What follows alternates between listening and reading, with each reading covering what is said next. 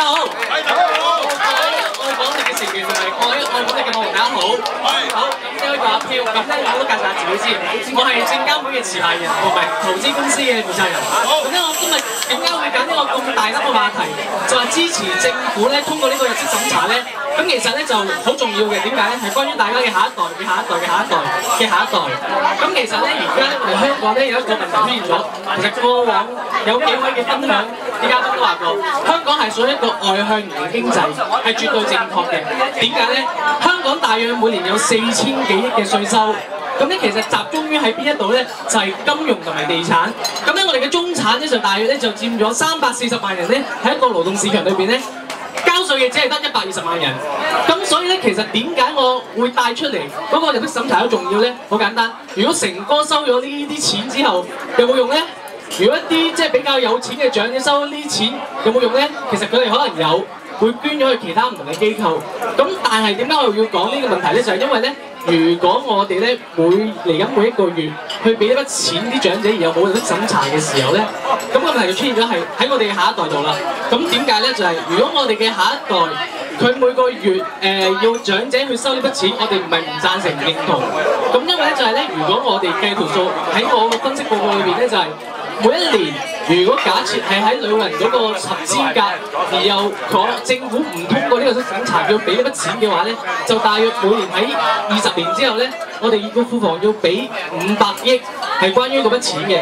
咁如果再睇遠啲，你等我少少時間，唔好意思。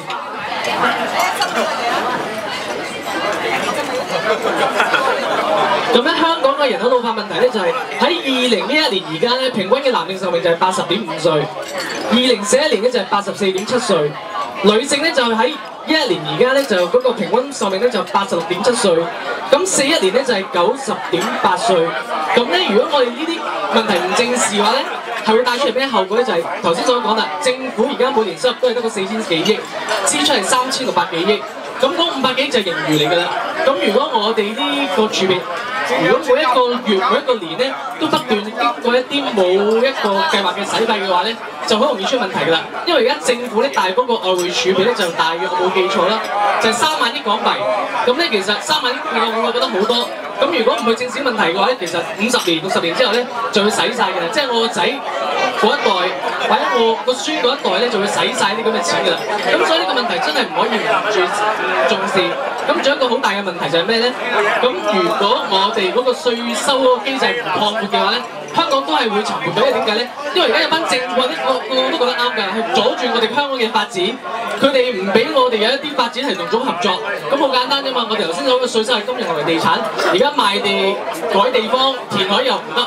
因為香港咧最叻以前咧係維持我哋嘅收入係咩咧？就係移山填海啊嘛，係咪先？咁而家唔俾移山填海咧，咁點算啊？咁我咪話唔贊成破壞，即係我唔好意思，我係話破壞環境嗰方面可能係會有問題，但係其實如果係用得其所嘅話，我覺得 OK 嘅喎。因為點解咧？因為我哋香港人好適應㗎嘛。咁如果填咗某個地方，起啲地方出嚟俾人住嘅話係好合理啊，係咪先？咁因為點解我要咁帶出嚟咧？